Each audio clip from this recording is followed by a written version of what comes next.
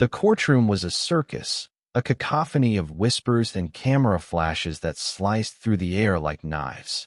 I sat in the back, my heart pounding, watching my husband, Elias, stand tall at the defendant's table, his jaw tight, eyes burning with a fury I hadn't seen in years. They'd come for him, again, and this time, I couldn't laugh it off. My name is Julian Carter, and I've spent a decade loving a man the world refused to let be. Elias Monroe, 38, CEO of Horizon Enterprises, was a titan in Seattle's tech scene, his name synonymous with innovation and power. But to me, he was just Eli, my Eli, whose quiet smiles and late-night whispers made my world whole. We met in a dive bar in Capitol Hill, two strangers sharing a whiskey and a laugh over a spilled drink. He was magnetic, with sharp hazel eyes and a presence that filled every room. I was 29 then, a graphic designer with a penchant for chaos and a heart too big for my own good. Our love was instant, fierce, and unshakable, or so I thought. The world didn't see Elias the way I did. To them, he was a prize, a target. His wealth, his influence, his unapologetic identity as a gay man, it drew vultures. For years, they chased him, tabloids spinning lies, rivals digging for dirt, even so-called friends who wanted a piece of his empire. I laughed it off, brushing away the rumors of affairs, blackmail, and betrayal. Let them talk, I'd say, waving a hand as Elias paced our penthouse, his stress carving lines into his face. I thought I was protecting him by staying calm, by being the steady one. I was wrong. It started with a whisper, a single email that slipped through Elias's encrypted inbox 3 years ago. "We know who you are," it read, and signed, with a grainy photo of us kissing on our balcony. I rolled my eyes, another wannabe extortionist. But Elias didn't laugh. "Julian, this isn't a game," he said, his voice low, almost broken. I shrugged, pouring him a glass of wine. "They've got nothing, Eli. They never do." But the emails kept coming, each one sharper, more personal. Photos of Elias at private meetings. Screenshots of his bank transactions. A voice recording of me, laughing at a fundraiser, saying, "They'll never touch us." I thought we were untouchable. I was wrong. The sender was a ghost, untraceable, but their demands were clear. Step down from Horizon, or they'd ruin us. Elias refused. "I built this company from nothing," he told me, his voice steel. "I won't let cowards take it." I admired his fire, but I didn't see the toll it took. The late nights, the missed dinners, the way his hand trembled when he thought I wasn't looking. I kept laughing, kept saying, "We're fine, Eli. We're always fine." Until the day he wasn't. It was a Tuesday, gray and damp, typical Seattle. Elias came home late, his suit rumpled, eyes wild. "They sent this to the board," he said, shoving his phone at me. A video, grainy, but unmistakable. Elias, 20 years old, in a dimly lit room, kissing another man. The caption read, "Horizon CEO, a history of secrets." My stomach dropped. "This is fake," I said, but Elias shook his head. "It's not. It's from college, before I came out. They've had it all this time." His voice cracked. "Do you not care at all, Julian? Do you not see what this could do?"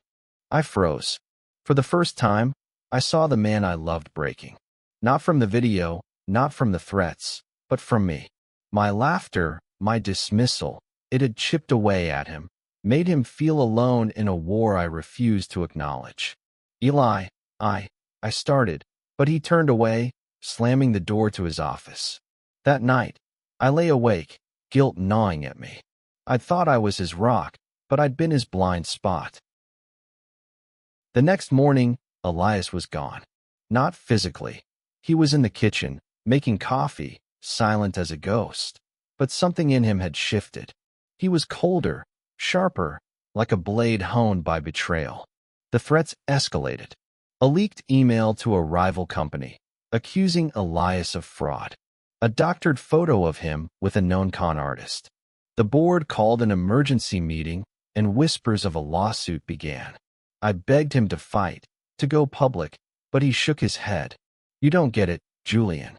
This isn't just about me. It's about us. Our life. Our future. His voice was raw, and for the first time, I saw fear in his eyes.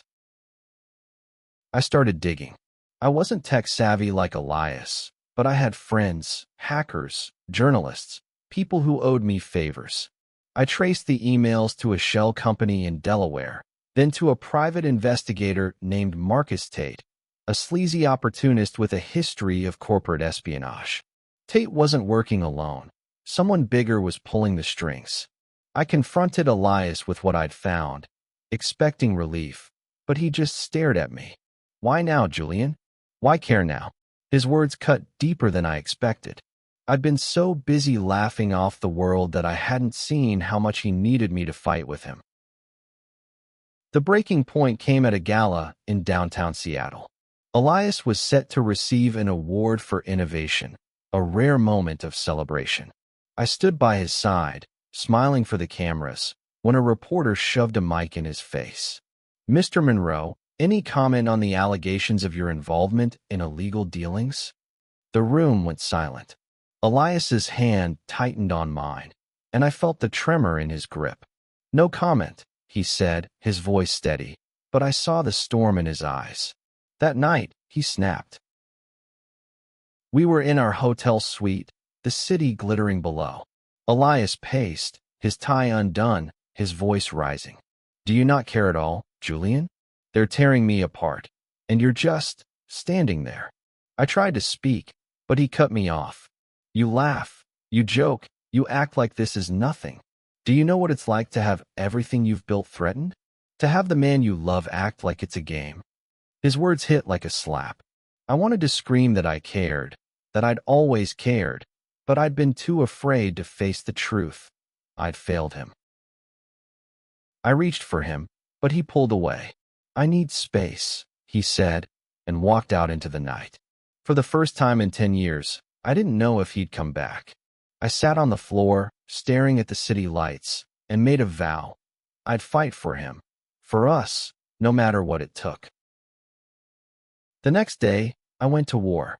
I called in every favor, every contact.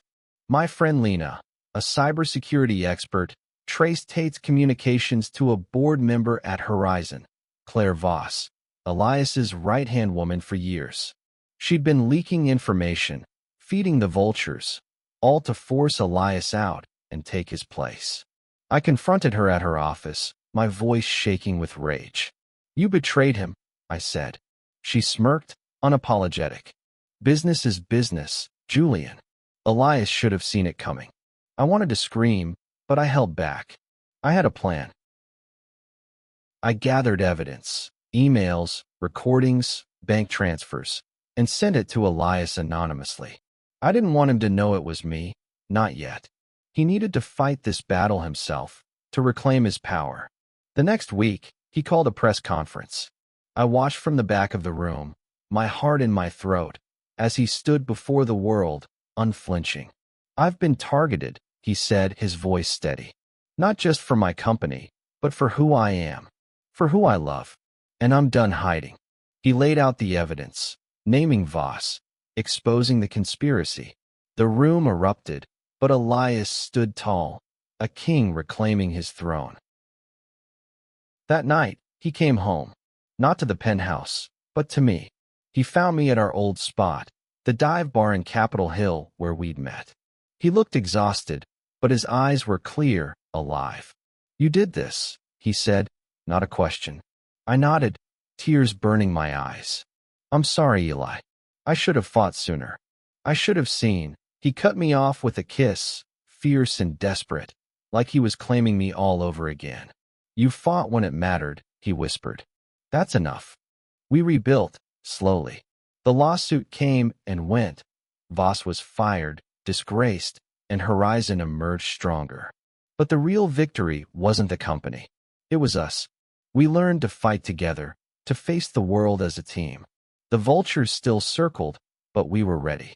Elias was my husband, my partner, my everything, and I'd never laugh off his battles again. Our story wasn't just about surviving. It was about loving fiercely against all odds. It was about standing up, not just for yourself, but for the person who makes your world whole.